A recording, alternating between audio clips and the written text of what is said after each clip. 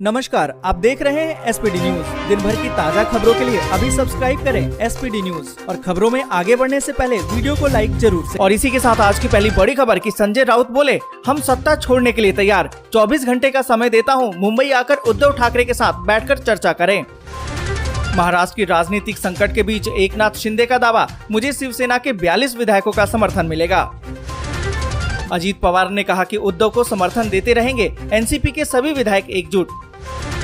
शिवसेना की बागियों को दो टूक, लौटकर तो मुंबई ही आना है, मुश्किल हो जाएगा घूमना फिरना। अग्निपथ योजना को लेकर हुए बवाल में जौनपुर में कार्रवाई, 711 लोगों पर मुकदमा दर्ज, वसूले जाएंगे 40 लाख रुपए। सीएम ममता बनर्जी बोली, भाजपा की महाराष्ट्र सरकार को गिराने की कोशिश अनैतिक और असंवैधानिक, लगाया बड़ा आरोप। नामांकन पत्र दाखिल करने से पहले द्रौपदी मुर्मू दिल्ली पहुंची, पीएम मोदी से की मुलाकात। तेजस्वी सहित आरजेडी नेताओं ने विधानसभा से राजभवन तक निकाला मार्च, अग्निपथ योजना को वापस लेने की रखी मांग। बढ़ते कोरोना के मामलों से स्वास्थ्य विभाग सतर्क, स्वास्थ्य मंत्री मनसुख मंडाविया करेंगे समीक्षा बैठक। सिद्धू मूसेवाला हत्याकांड को लेकर बड़ी खबर, 2 कातिल विदेश हुए फरार। अब बुजुर्गों को भी भरना पड़ेगा टैक्स, नहीं मिलेगी कोई भी छूट। पंजाब में गैंगस्टर्स की दहशत, कांग्रेसी एमएलए को जान से मारने की मिली धमकी। ईडी ने सोनिया गांधी को फिर जारी किया समन, जुलाई के मध्य तक पेश होने को कहा। प्रधानमंत्री नरेंद्र मोदी बोले, अभी भी वैश्विक अर्थव्यवस्था पर नजर आ रहे कोरोना महामारी के दुष्प्रभाव।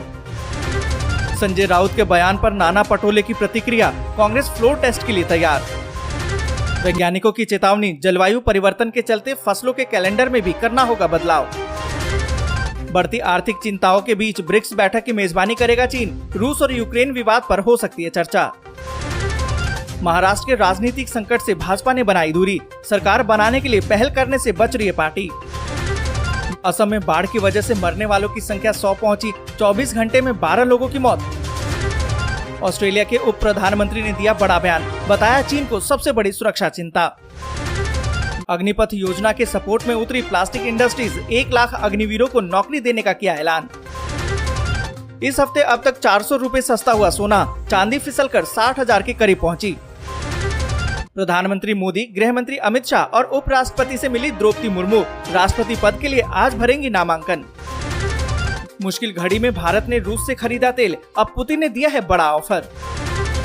तस्वीर के बहाने शिंदे ने दिखाई अपनी ताकत, सीएम ठाकरे की बढ़ गई बेचैनी। बिहार में मानसून ने बदला मौसम का मिजाज, कई जिलों में 6 दिनों तक होगी बारिश।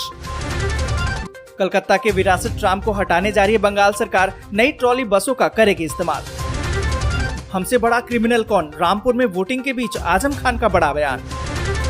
पीएम नरेंद्र मोदी ने नए वाणिज्यिक भवन का किया शुभारंभ, बोले बाधाओं में भी देश का निर्यात 50 लाख करोड़ रुपए रहा।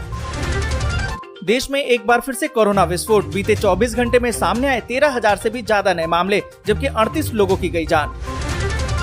कर्ज चुकाने के लिए गिलगिट बाल्टिस्तान को चीन के हवाले कर सकता है पाकिस्तान। दिल्ली, बिहार और राजस्थान समेत देश के कई हिस्सों में होगी जमकर बारिश, आईएमडी ने जारी किया अलर्ट। अब रेलवे स्टेशन पर मनमाने दाम वसूलना पड़ेगा भारी, यात्रियों की सुविधा के लिए लगेगी रेट लिस्ट। रूस ने पूर्वी यूक्रेन के 2 और गांवों पर किया कब्जा। पैगंबर टिप्पणी मामले में कोलकाता पुलिस ने नुपुर शर्मा को फिर जारी किया समन, 25 जून को पेश होने को कहा। दिल्ली से साहिबाबाद के बीच में चलेगी देश की पहली रैपिड ट्रेन, ट्रायल की तैयारी शुरू। दिल्ली में 5 महीने तक भारी वाहनों का प्रवेश वर्जित, 1 अक्टूबर से रहेगा प्रतिबंध। और इसी के साथ आज की बड़ी खबर कि बागी विधायकों से संजय राउत की अपील, आकर बात करो, महाविकास अघाड़ी से निकलने पर विचार करेंगे। आपको बता दें कि महाराष्ट्र के मंत्री और शिवसेना नेता एकनाथ शिंदे के बागी होने के बाद राज्य में मची सियासी उथल पुथल के बीच में शिवसेना सांसद संजय राउत ने पार्टी के सभी बागी विधायकों से वापस लौटने की अपील की है। आपको बता दें कि शिवसेना के 2 बागी विधायकों के वापस लौटने के बाद संजय राउत ने मीडिया से बात की और कहा कि बागी शिवसेना विधायक लौट आए, हम महाविकास अघाड़ी से निकलने पर विचार करेंगे। आपको बता दें कि संजय राउत ने कहा कि हम सभी विधायकों की इच्छा होने पर एमवीए से बाहर निकलने पर विचार करने के लिए तैयार हैं, लेकिन इसके लिए इसलिए उन्हें यहाँ आकर सीएम से चर्चा करनी होगी। और इसी के साथ अगली बड़ी खबर कि महाराष्ट्र के सियासी संकट के बीच अब बागी विधायकों ने उद्धव ठाकरे को लिखी है खुली चिट्ठी, लगाए गंभीर आरोप। आपको बता दें कि महाराष्ट्र में सियासी घमासान जारी है। राज्य में राजनीतिक उठापटक के बीच अब मुख्यमंत्री उद्धव ठाकरे और बागी विधायकों के बीच में वार पलटवार शुरू हो गया है। उद्धव के फेसबुक लाइव के बाद अब एकनाथ शिंदे ने एक चिट्ठी शेयर की है और आपको बता दें कि ये चिट्ठी संजय सिरसाट ने लिखी है, मगर इसमें सभी विधायकों की भावनाएं बताई गई है। चिट्ठी में लिखा गया है कि शिवसेना विधायकों के लिए आपका दरवाजा हमेशा बंद रहता था, आप इन विधायकों की सुनते ही नहीं थे, वहीं शिंदे हमेशा विधायकों की सुनते भी थे और आगे भी सुनेंगे। और आपको बता दें कि बागी विधायक की एक चिट्ठी एकनाथ शिंदे ने जारी की है जिसमें कई आरोप लगाए गए हैं। और इसी के साथ अगली बड़ी खबर कि ईडी ने सोनिया गांधी को फिर जारी किया समन, जुलाई के मध्य तक पेश होने को कहा। आपको बता दें कि प्रवर्तन निर्देशालय यानी कि ईडी ने कांग्रेस अध्यक्ष सोनिया गांधी से कहा है कि वो नेशनल हेराल्ड समाचार पत्र से जुड़े कथित धनाशोधन के मामले में जुलाई महीने के आखिर में किसी भी समय जांच एजेंसी के समक्ष पेश होकर अपना बयान दर्ज करा सकती हैं। अधिकारियों ने ये जानकारी दी है। सोनिया गांधी ने अपनी खराब सेहत के मद्देनजर ईडी से आग्रह किया था कि उनकी पेशी की तारीख कुछ सप्ताह के लिए आगे बढ़ा दी जाए। ईडी ने उनके इस आग्रह को स्वीकार कर लिया है। और इसी के साथ अगली बड़ी खबर कि अब बुजुर्गों को भी भरना पड़ेगा टैक्स, नहीं मिलेगी कोई भी छूट। जानिए क्या कहता है नियम।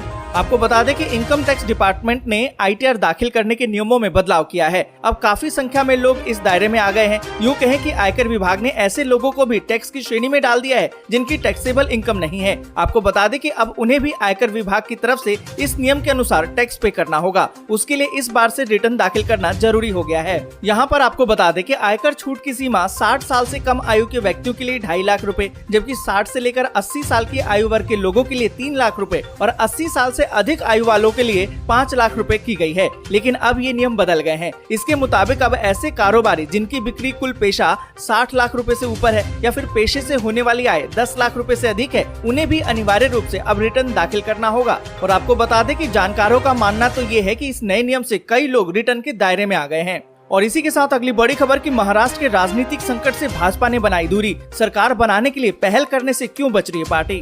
आपको बता दें कि महाराष्ट्र में जारी राजनीतिक संकट पर भाजपा की चुप्पी काफी कुछ बता रही है। पार्टी विपक्ष में है, लेकिन शिवसेना के नेतृत्व वाली सरकार पर जो संकट के बादल छाए हुए हैं उस पर वो मौन है। पार्टी ने रख के स्पष्ट कर दिया है कि इस मामले में तब तक खुद को सीधे तौर पर दूर रखेगी जब तक कि शिवसेना के बागी विधायकों की अलग पार्टी न बन जाए या फिर उनके साथ भागीदारी से राज्य में सरकार बनाने के रास्ते खुलते न दिखाई दें। आपको बता दें कि इन सभी परिस्थितियों पर भाजपा के शीर्ष नेता पैनी नजर रखे हुए हैं। हालांकि भाजपा सीधे तौर पर पहल करने से बच रही है क्योंकि उसे एक आशंका बागी विधायकों के शिवसेना में लौट जाने की है और यही स्थिति उद्धव के किसी भावनात्मक दाव से भी बन सकती है। और इसी के साथ अगली बड़ी खबर कि देश में बीते 24 घंटे में आए कोरोना के 13,313 नए मामले, एक्टिव केस 84,000 के करीब, जबकि 38 लोगों की मौत। आपको बता दें कि देश में कोरोना मामलों में एक दिन के बाद फिर से इजाफा देखने को मिला है। बीते 24 घंटे में 13,313 नए कोरोना के मामले दर्ज किए गए हैं। वहीं 10,972 लोग ठीक भी हुए, जबकि 38 लोगों की मौत हो गई है।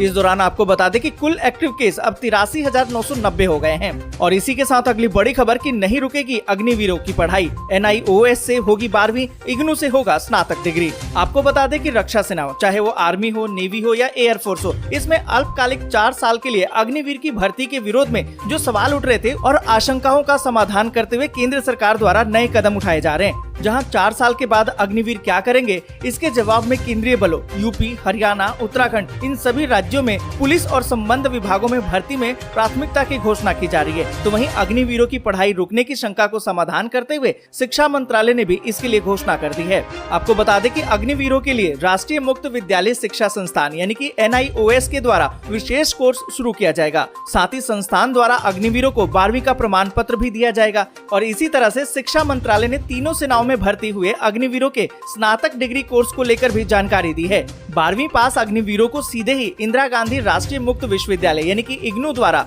शुरू किए जाने वाले विशेष डिग्री कोर्स से सेवा के दौरान स्नातक भी कर सकते। बस यहीं तक। वीडियो आपको अच्छी लगी हो तो लाइक और शेयर जरूर कर दें। अगर अभी तक आपने चैनल को सब्सक्राइब नहीं किया है तो सब्सक्राइब